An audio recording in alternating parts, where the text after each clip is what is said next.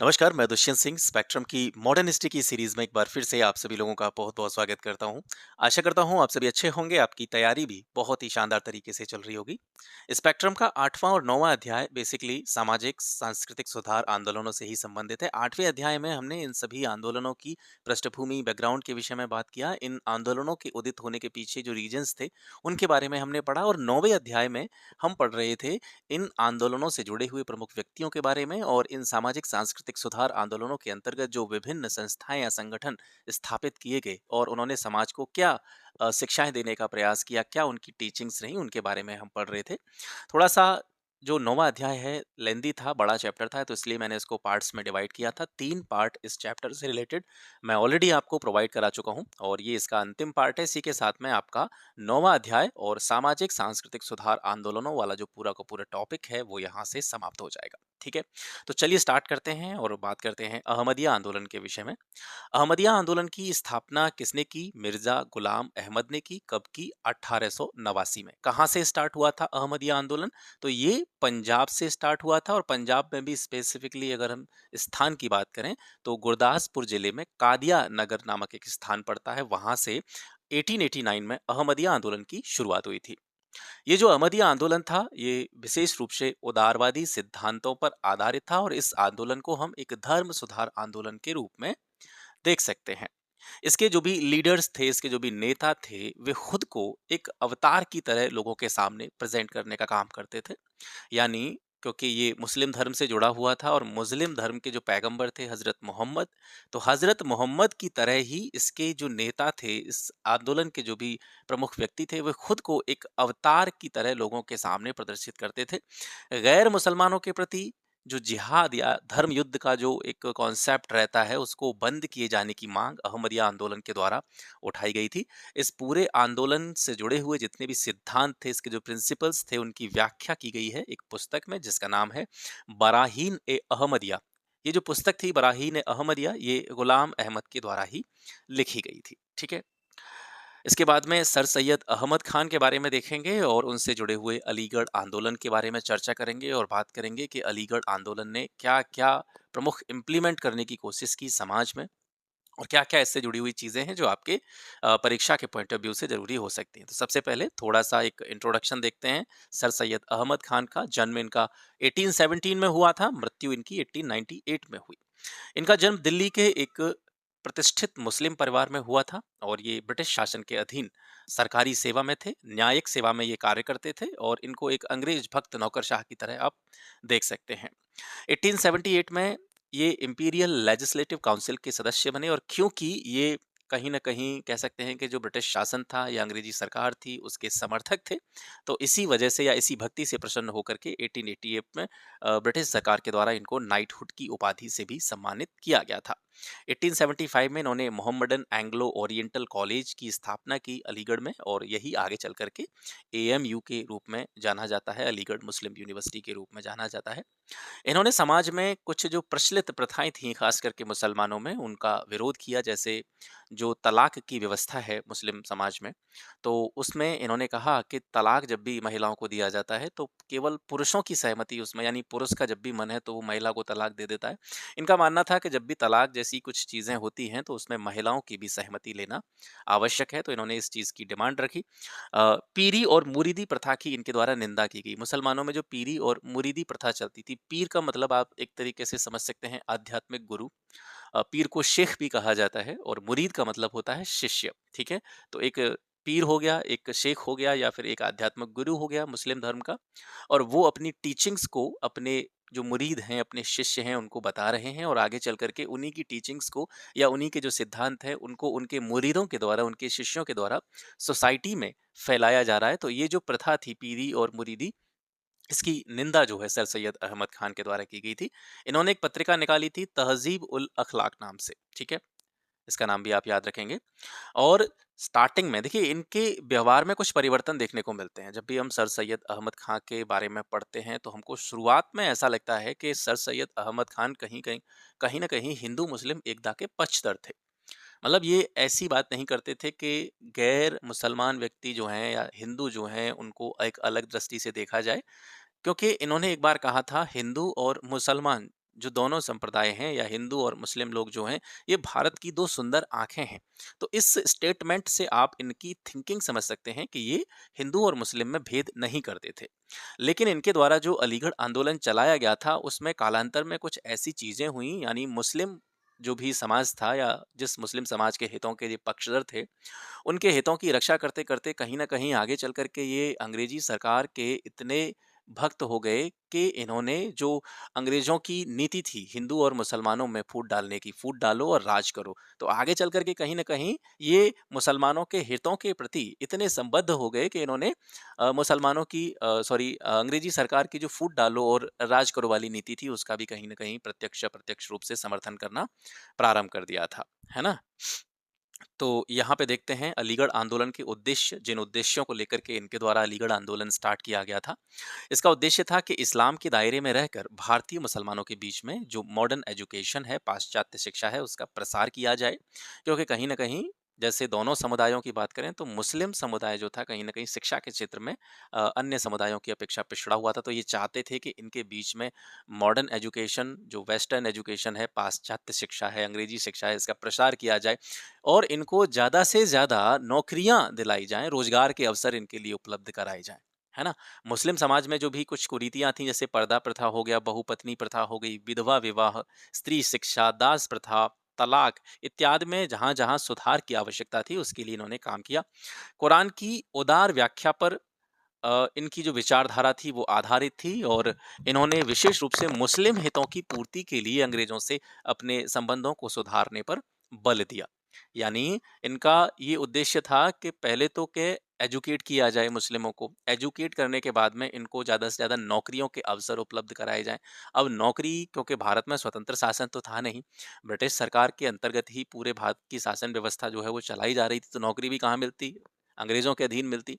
तो कहीं न कहीं इन्होंने अंग्रेजी शासन का समर्थन किया और इसके साथ-साथ इन्होंने मुसलमानों को ये संदेश देने का प्रयास किया कि आपको अगर अपने हितों की रक्षा करनी है तो कहीं न कहीं हमको ब्रिटिश सरकार का समर्थन करना चाहिए। उनकी कुछ जो चीज़ें होती हैं या उनके द्वारा जो भी चीज़ें इम्प्लीमेंट करी जा रही हैं, उनका हर जगह पर विरोध करना भी सही नहीं है क्योंकि हमें अपने हितों की रक्षा भी करनी है।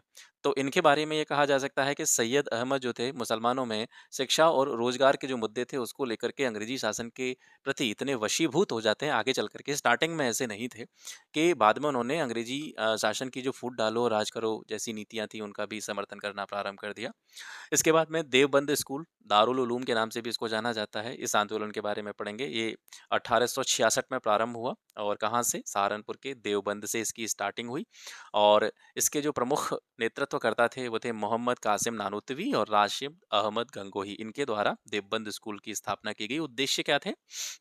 ये कुरान और हदीस की जो भी टीचिंग्स हैं उनका प्रचार-प्रसार करने पर बिलीव करते थे और विदेशी आक्रांताओं के साथ-साथ जो भी गैर मुसलमान हैं, ख़ास करके हिंदू हैं, उनके विरुद्ध जिहाद को जारी रखने के बारे में इनके द्वारा प्रयास किया गया। तो अब इन दोनों आंदोलनों को आप देखें, ठीक है? देवबंद स्कूल को देखें और अलीगढ़ आंदोलन को देखें। तो जहाँ एक तरफ सर सैयद अहमद खान और उनका जो अलीगढ़ आंदोलन था, वो जिहाद का विरोधी था। ठीक है कि गैर मुसलमानों के प्रति हमको जो क्रूर भावना है वो नहीं रखनी चाहिए, खराब भावना है वो नहीं रखनी चाहिए। दूसरी तरफ देवबंद स्कूल ने गैर मुसलमानों के विरुद्ध जिहाद की जो एक इनका कॉन्सेप्ट है उसको जारी रखने के लिए जो है काम किया। तो यहाँ से एक चीज़ बिल्कुल रिलेट हो जाती है कि जो देवबंद स्कूल था ये अलीगढ़ आंदोलन का विरोधी था, सर सैयद अहमद खान का विरोधी था। ठीक है? तो अलीगढ़ आंदोलन का इन्होंने विरोध किया।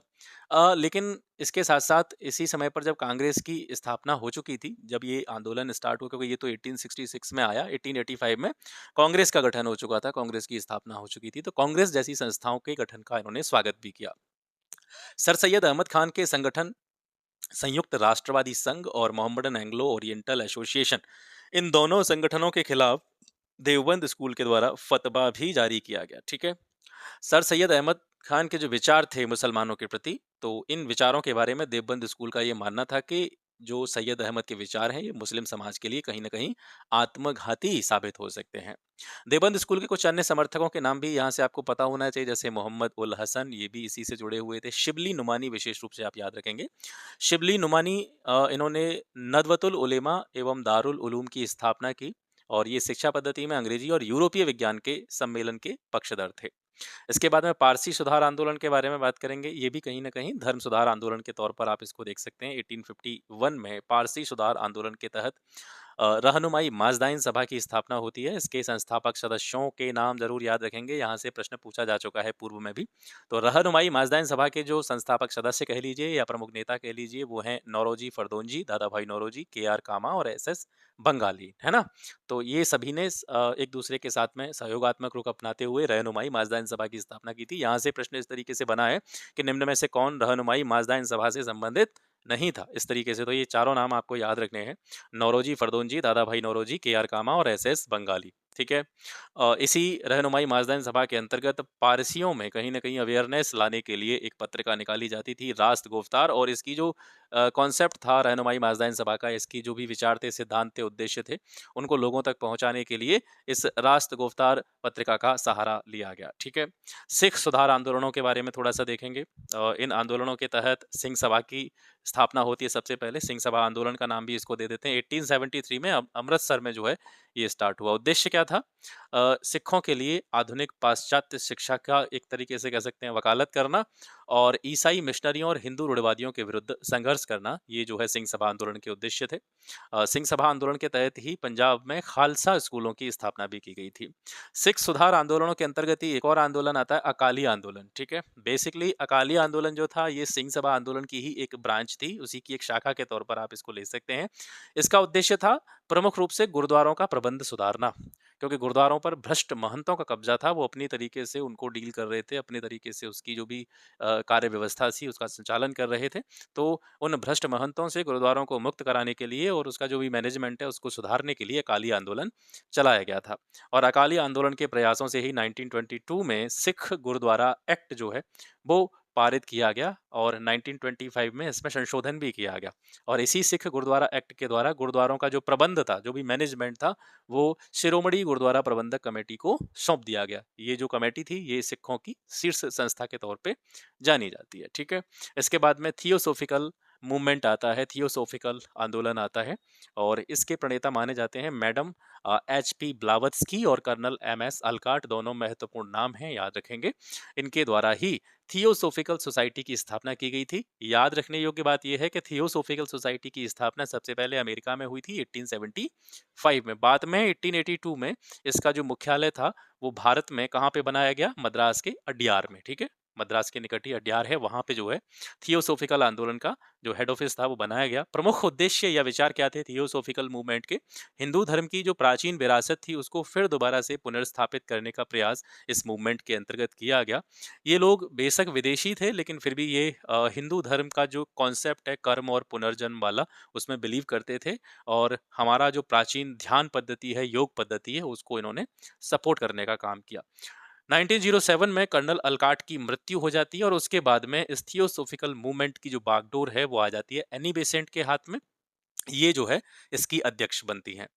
एनी बेसेंट भारत कब आई थी? 1893 में आई थी, और भारत आकर के थियोसॉफिकल मूवमेंट के अंतर्गत काम करते हुए उन्होंने बनारस में सेंट्रल हिंदू कॉलेज की नींव रखी, और आगे चल करके यही सेंट्रल हिंदू कॉलेज बनारस हिंदू विश्वविद्यालय के नाम से जाना गया 1915 में, ठीक है? तो इसके बारे में हम कह सकते हैं थियोसॉफिकल मूवमेंट के बारे में कि धार्मिक परिवर्तनवादी के रूप में थियोसॉफिकल समर्थकों को हालांकि ज्यादा सफलता तो नहीं मिली, लेकिन इन्होंने एक काम अच्छा किया। इसने हिंदू धर्म की समृद्ध विरासत से लोगों को परिचित कराने का काम किया, अवगत कराने का काम किया, और इस विचारधारा से जब लोग परिचित हुए और उनको अपनी प्राचीन समृद्ध विरासत के बारे में पता चला, तो कहीं ना कहीं लोगों के अंदर एक राष्ट्रवाद की जो भावना थी, राष्ट्रवाद की जो प्रेरणा थी, वो जागृत होती है, ठीक है? तो जितने भी आंदोलन थे, वो सभी हमने कवर कर लिए हैं। जितनी भी प्रमुख संस्थाओं की स्थापना हुई थी इन सामाजिक सांस्कृतिक सुधार आंदोलनों के अंतर्गत, उन सभी के बारे में हम बात कर चुके हैं। अब अंत में हम ये जानेंगे कि इन सुधार आंदोलनों का इंपॉर्टेंस क्या है। तो एक तरफ हम देखेंगे इन सुधार आंदोलनों से जो सकारात्मक प्रभाव हमें देखने को मिले सोसाइटी में, और दूसरी तरफ हम देखेंगे इनके कुछ नेगेटिव इम्पैक्ट्स के बारे में। तो दोनों ही चीजों को तुलनात्मक रूप से देखते चलेंगे। तो पहले सकारात्मक प्रभावों के बारे में बात करते हैं।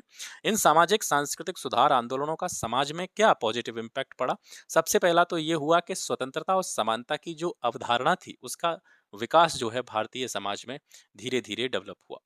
मध्य वर्ग में सांस्कृतिक महत्व की स्थापना हुई।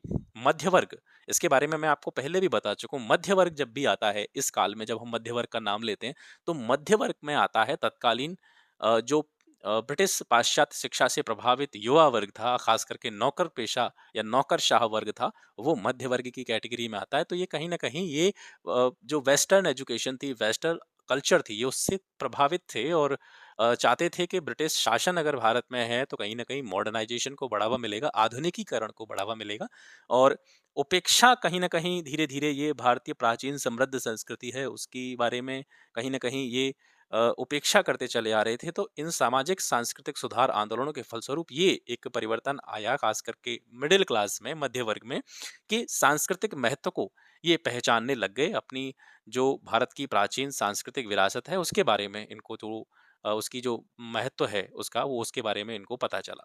मानववाद और तर्कवाद की अवधारणा का विकास हुआ, पाश्चात्य वैज्ञानिक शिक्षा का प्रसार हुआ, ठीक है? समाज में आधुनिकता का विकास हुआ इन सामाजिक सांस्कृतिक सुधार आंदोलनों के फलस्वरूप। इसके अलावा भारत के सांस्कृतिक और बौद्धिक पृथक्करण की समाप्ति हुई, ठीक है?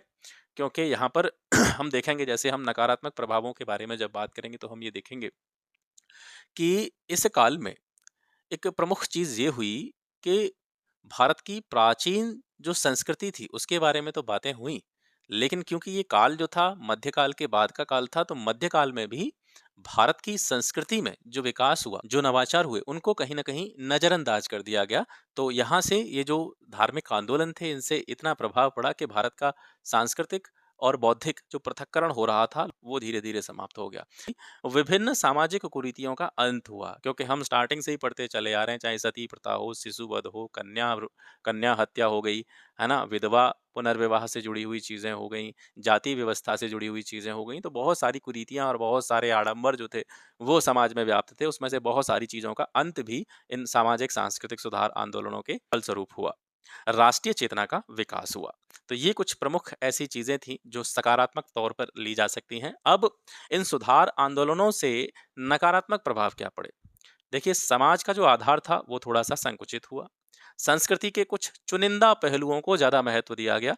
मतलब कुछ चीज़ों को ज़्यादा महत्व दिया गया जो हमारी कल्चर से, जो हमारी संस्कृति से जुड़ी हुई थी, और ज़्यादातर क्षेत्रों की कहीं न कहीं अवहेलना की गई, ज़्यादातर क्षेत्रों की उपेक्षा की गई। प्राचीन भारतीय संस्कृति को ज़्यादा महत्व दिया गया और मध्यकाल में जो हमारी ऐतिहासिक संस्कृति रही थी उसकी कहीं न कहीं उपेक्षा हुई। व्यक्तिगत धर्म की श्रेष्ठता को स्थापित करने का प्रयास किया गया। ठीक है? व्यक्तिगत धर्म की श्रेष्ठता से क्या तात्पर्य है?